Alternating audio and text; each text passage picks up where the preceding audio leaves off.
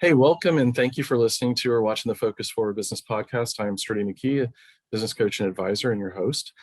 Today, I am privileged to have Andreas Schenk here with us today. Andreas is founder of Results Rehabilitation and the creator of the Results Treatment Method.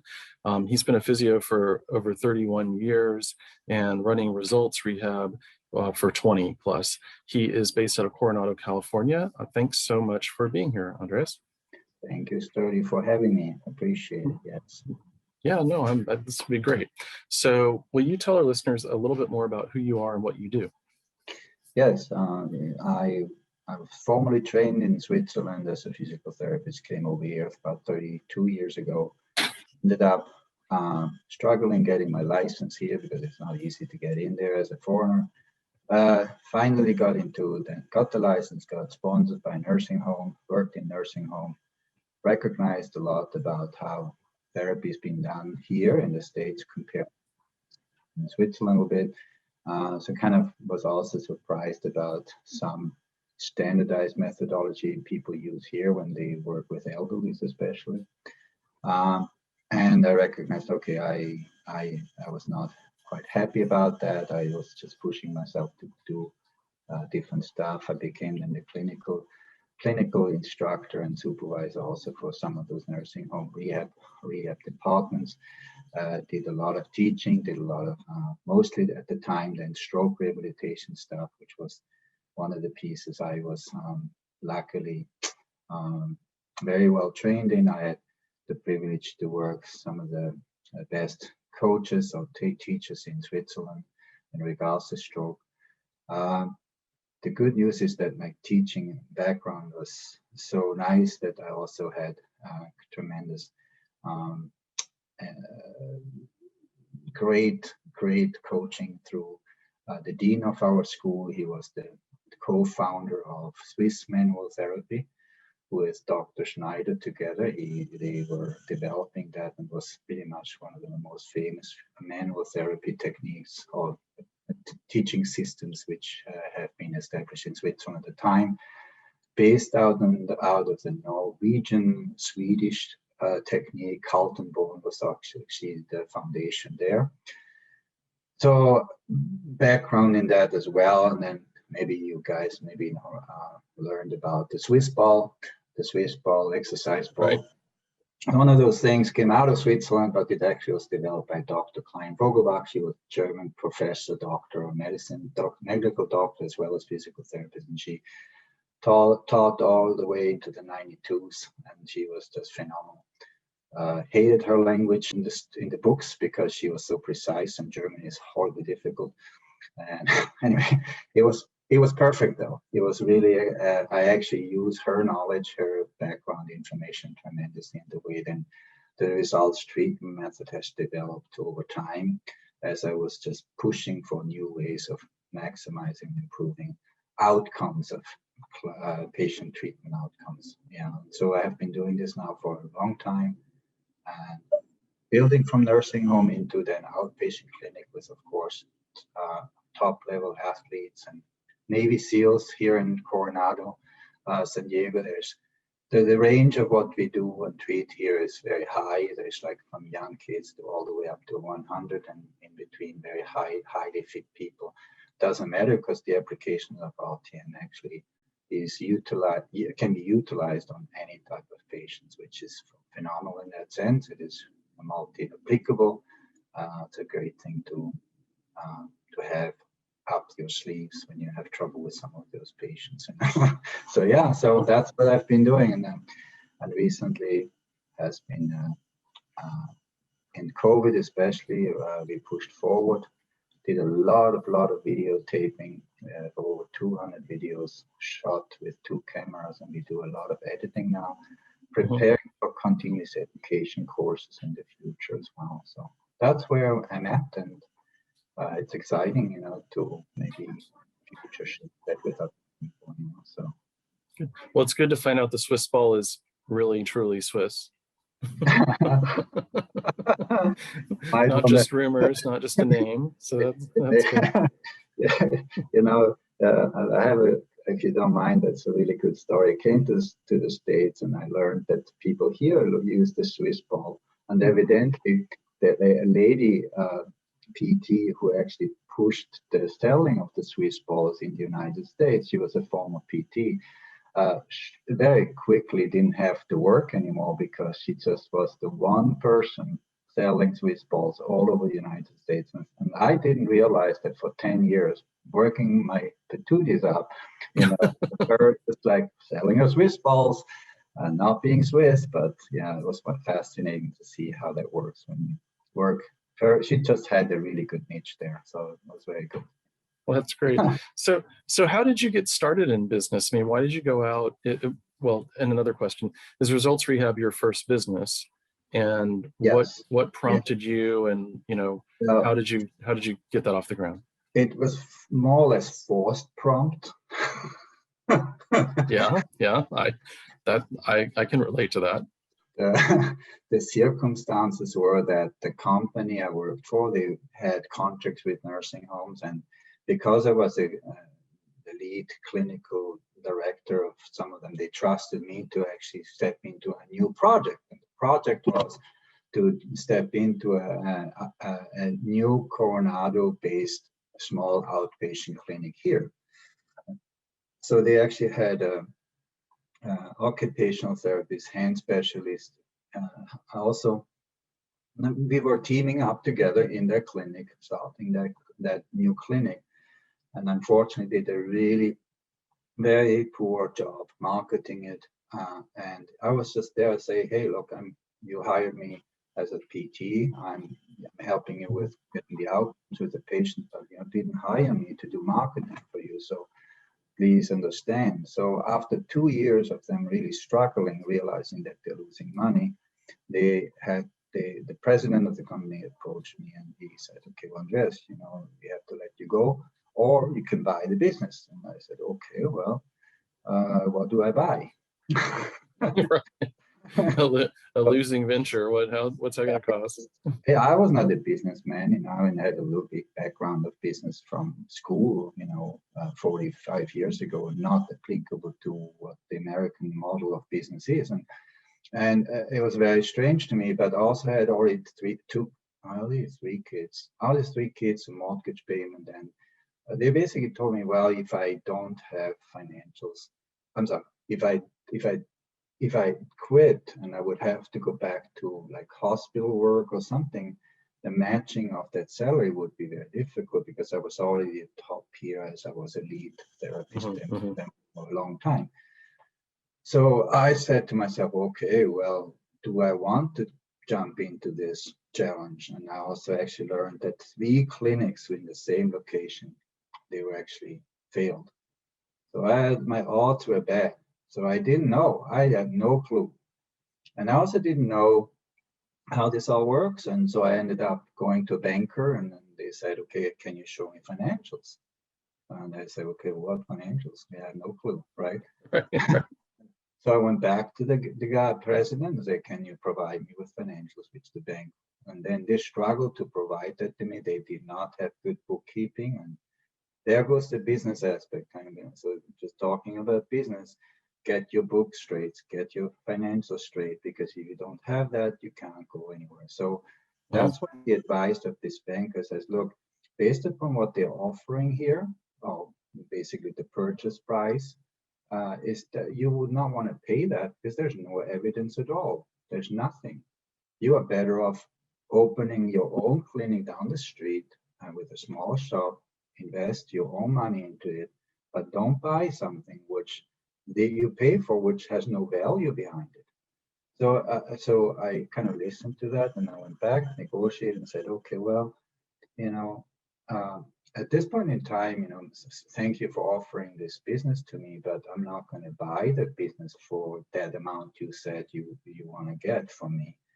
But why don't we do a fair value equipment assessment, and then we go from there. And then that was not very well received by the other party.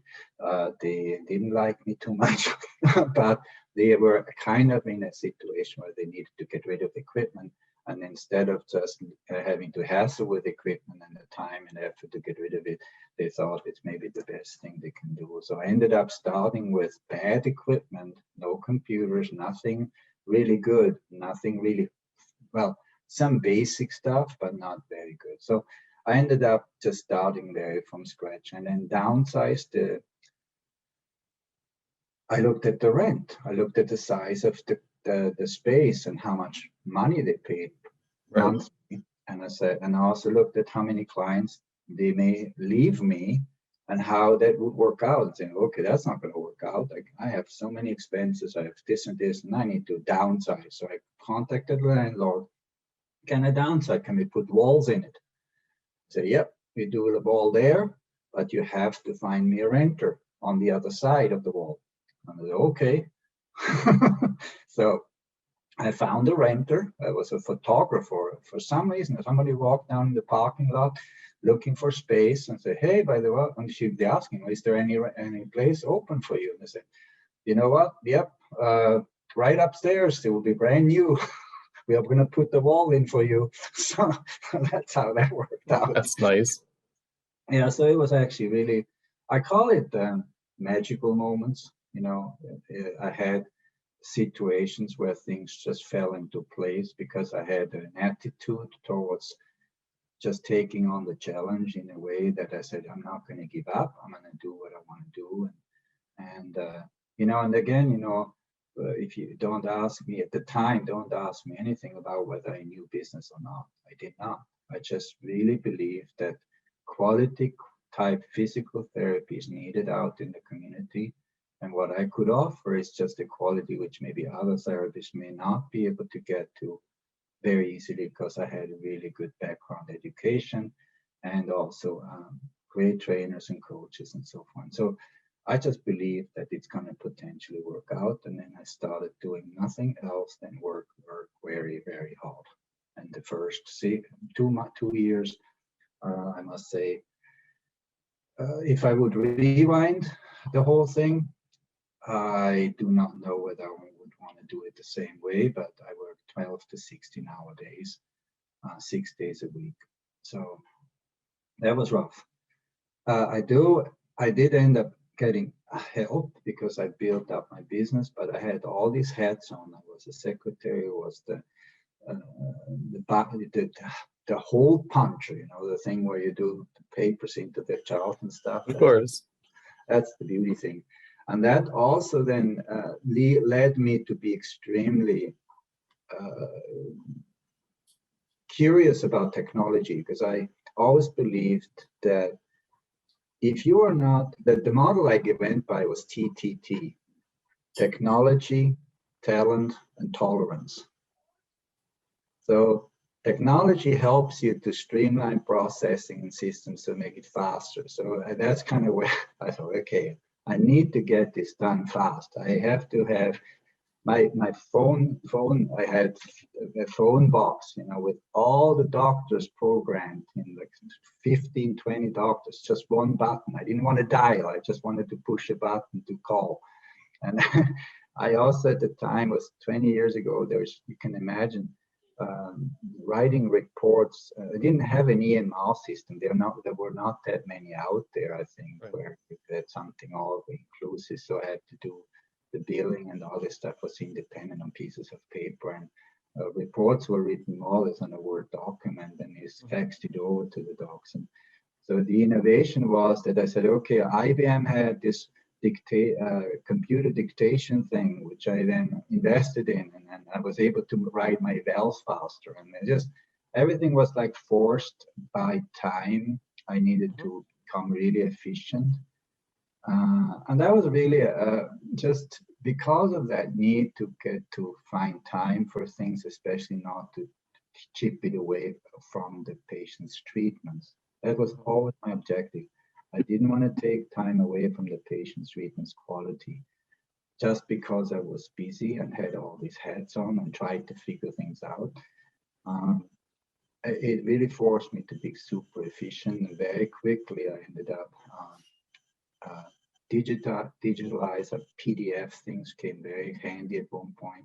I think it was probably the smallest clinic in Northern California who ended up scanning documents in instead of putting into the hole punch and put it in physically in there, because I just knew that I needed to be efficient. So that's kind of how that happened on that side.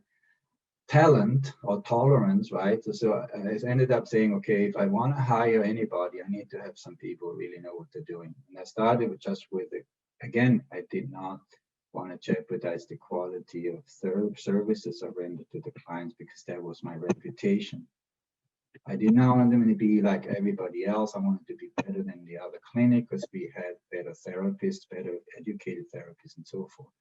So I hired somebody who was actually a former student of mine, who was very good, and I trusted her, and she was phenomenal, and she had a really good personality. So good people. There was talent. She was very talented. She was also eager to help out. It helped me out tremendously. Took a lot of pressure off of me, because now you could expand a little bit. So I didn't have to treat 12, 13 patients at the time anymore. It was all of a sudden I was able to maybe treat 9 or 8, and she was treating 6 or 7 or whatever. And she helped me out with some of the business stuff as well. And then tolerance. Well, guess what? I had to find talent and looping back to financials. I ended up in the beginning was advised to have a biller, and I used that biller. 6 months in, I have not seen only a little bit of money coming in. I didn't have time to look into it and dig in and find out why they are not getting money back in. And then I realized, okay, well, where's the money? I can't pay bills. So I had to even take money out of my house as equity in order to just survive at the time. It was horrible, really horrible. I remember at the time, the first Christmas into it, it started in 2000, the beginning of 2000. December of 2000 for Christmas, I told my ex now, how, sorry.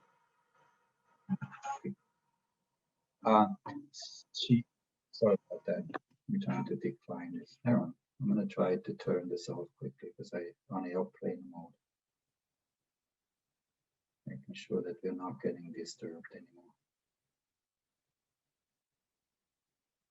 Yeah, good, perfect. So kids. I had kids, small kids. I wanted to buy presents for them. And I told my ex, hey, look, I mean, it's tight. It's really tight. It was not good.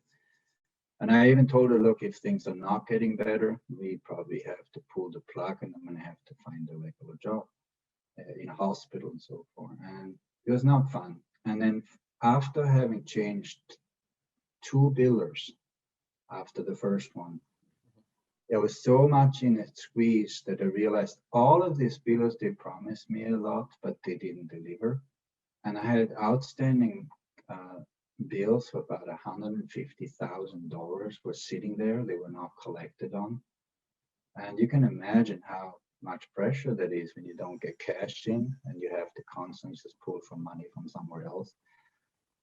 And then finally I had somebody who said, hey, I think I can help you. And I said to that lady, she was a really nice lady, but I also recognized how precise she was.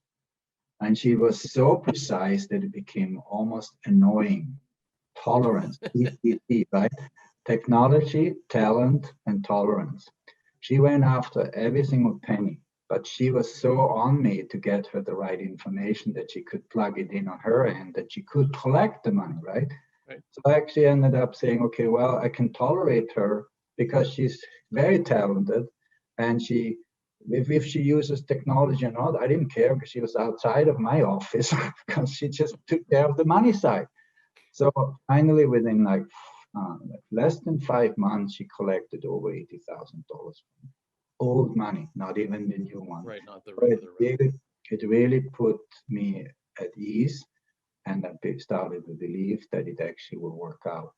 Mm-hmm. And I just kept going and did whatever I needed to do, and ended up actually opening another clinic in a nearby, about 25 miles away from here.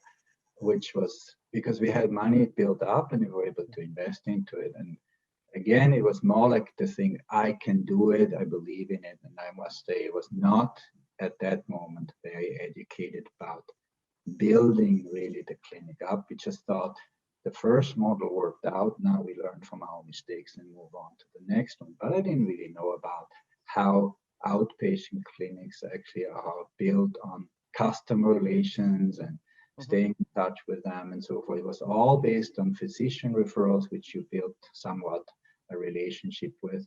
And that has changed now in the last few years, because I have very much shifted towards customer relations and direct marketing to them. And then they come here because they see what we do, they see what we are good at, and they want that. And they go to the doctor and say, hey, I don't want to go there. I want to go to Results Rehab. So it changed really to the way I want it to be.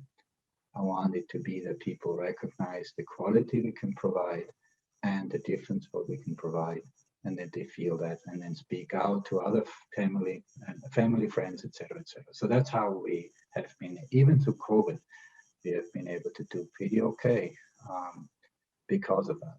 So, well, you brought up a great lesson there a minute ago when you got to the talent part. Whether you're talking about internal or outsourcing something, being really clear about what the criteria for success are, defining that ahead of time, and then monitoring it. Because, you know, I've heard a lot of people in healthcare, particularly, be like, oh, well, I didn't have time to go do that. It's absolutely critical if you're running a business to make sure that you lay out what success looks like and then monitor that. You don't have to monitor everything, yes, right? But you've got to check in and make sure that you've vetted them and that you monitor the key components. Yes, you actually had a little, I think a little casting which I said, you know, you have to invest into your people. You have to go back to the people, you coach them. And I still do that. I train my staff every week for 2 hours on my dime on anything they need to know to improve their skill level in terms of therapy or even business. And also, I believe truly that going back and meeting up with the key people in your business consistently when the meeting is effective. I actually hate meetings when they're not effective. I have to. They've got to be.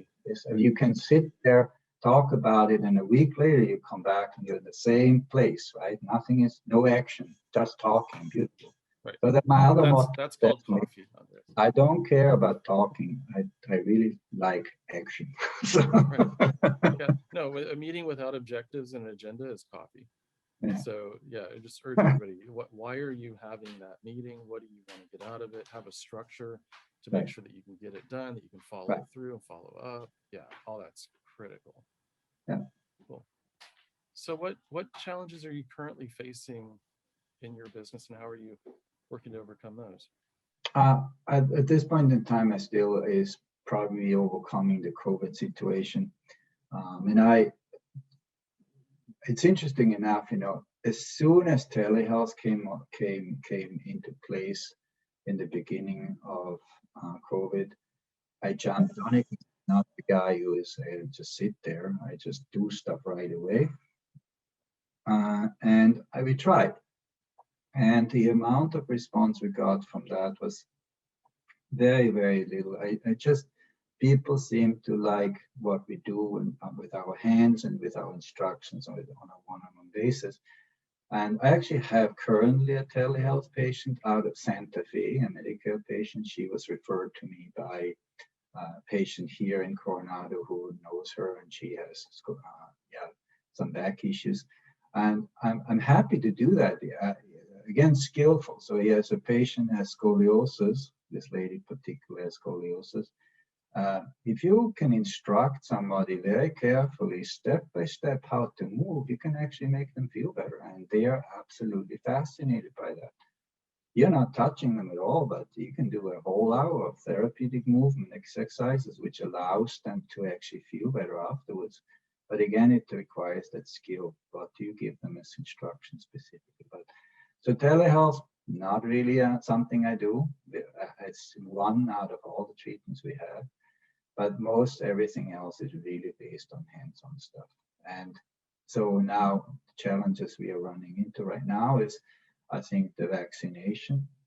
People are very slowed down. They get the second shot, they're down for 1 or 2 days, and they're not coming in because they just feel miserable.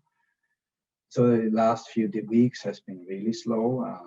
And again, also, I believe the physicians are very busy with the COVID. They are just, their focus has shifted a little bit. They have a different perspective about how they end up referring clients or patients. And then the forced situation of non-essential surgeries that I believe has also affected us. We do not get as many referrals with people post-surgical.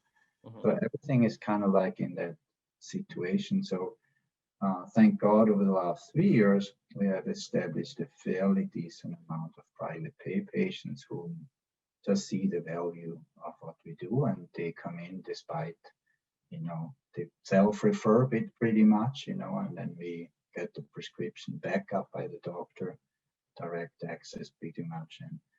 And so that's kind of nice when you have people just consistently coming in. It doesn't matter what it is, they just come in. That's really cool. And that's the best you can have, really.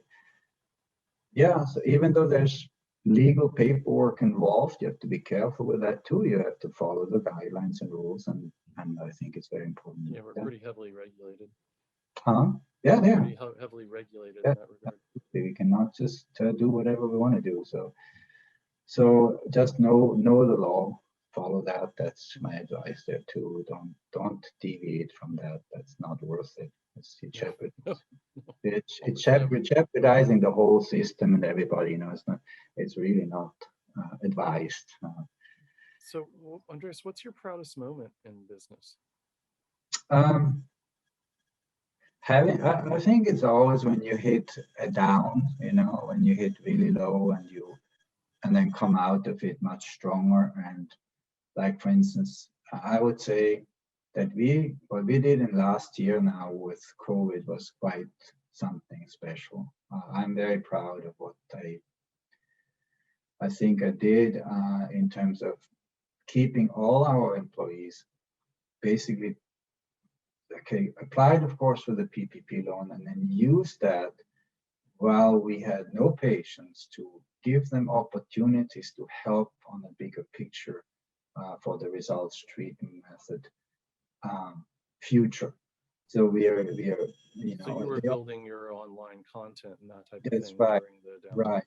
The online stuff, the teaching stuff, all the techniques, that's really my proudest thing right now. That all of what I know, what I do, or what accumulated over 30 years of that experience, and the style, the way I developed it, the think process I do, that is now being recorded visually, and it's being written in a format which becomes like a library. And we're hoping, of course, that to be then an anchor for our business in the future. And this COVID thing was almost like a blessing in a way. It's weird to say that, but without that, we would have never been able to do all that work. It's a lot of work. So I'm looking forward to continue and finding a balance. And I can tell you one thing, it was never about me in terms of financials. It was always to put it back into something which everybody else can benefit from. I always believe that when you make people around you happy and they like what they're doing, they end up wanting to work with you, and they also will invest themselves. And if they really do not know, I always hear a little analogy is there. Hey, look, I'm sitting in front of the train right now. The choo-choo train is pretty powerful right now, and I'm the one right there. You want to get on the train, get on it. Otherwise, the train is leaving the station. So I don't need anybody dragging me back, because I just know that there's something bigger in front of me. Yet it is done by day-to-day grind. You still have to grind. It's just you have to plug away. And if you don't do that, don't assume that you're going to be reaching that goal. I have big goals. I want to teach worldwide, but that means that I want to dig in now, here, now. I like to say you have to keep pedaling the bike. right? Yes, exactly. That's exactly right. So what's the biggest thing you've learned recently that you wish you had learned a decade ago?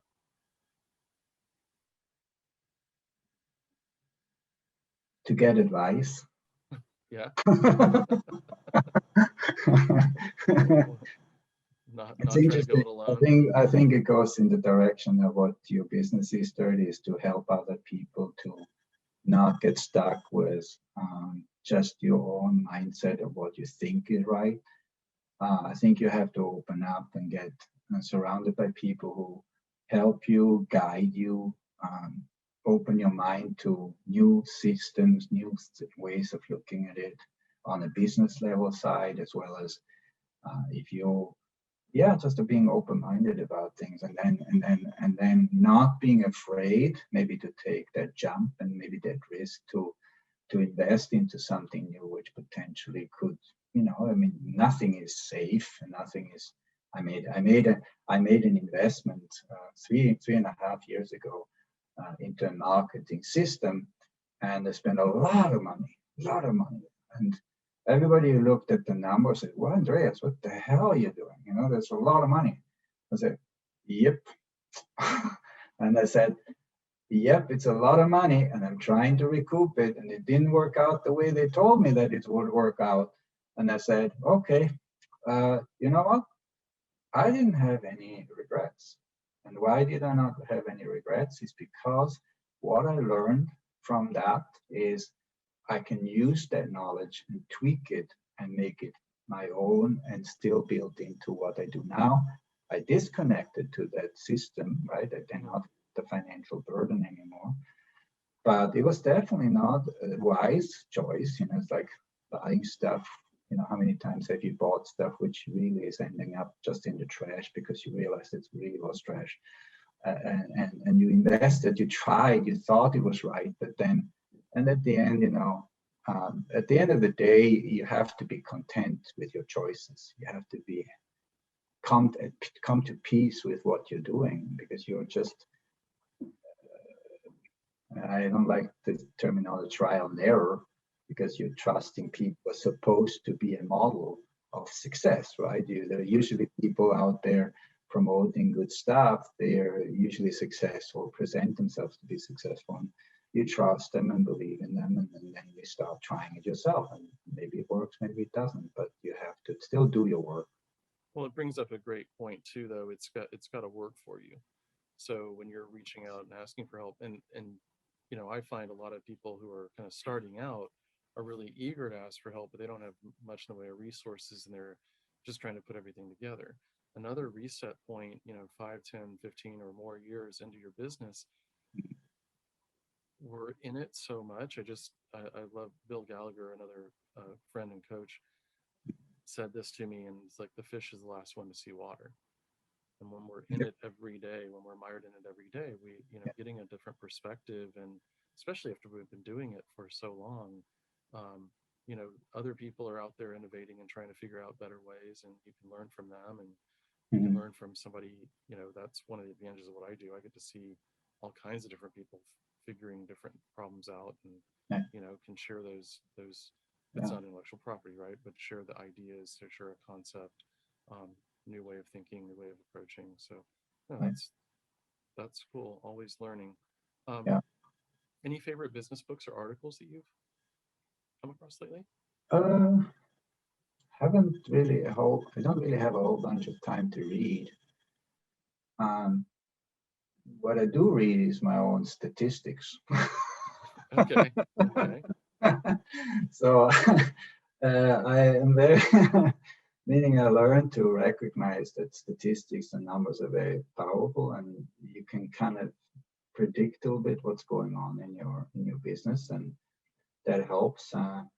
Not that I'm going to be like sitting there and go crazy over it, but at least you can see trends and you can see what's happening. You can kind of then, as things are happening, they can say, okay, if something is happening here, so you're going to have to redirect. I'm going to believe in the, I don't try to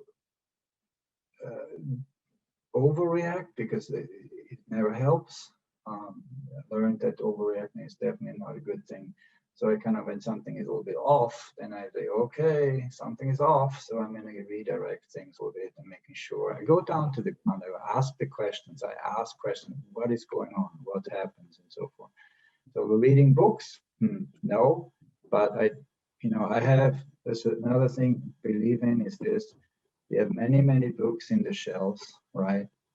And out of 100 books, you have 3 or 4 or 5 of them, which are your favorites. And out of the 3 or 4 or 5, a few pages in those are so dominant in your head that it becomes you. Now, it doesn't matter. It's not quantity, in my opinion. It's about what you do with the stuff which is being said by very, very smart people. It could be a quote or something which I go back to just being kind, right? Kindness to the clients, being quality oriented, and Swiss quality oriented. Well, and you just offered a really good lesson as well with the, like when you're saying you're looking at the metrics, the data. What I like to share with people is the data doesn't tell you what's wrong.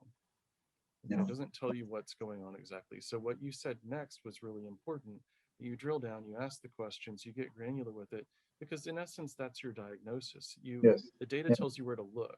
Right, exactly. But it doesn't give you the diagnosis. And without the diagnosis, what action do you take?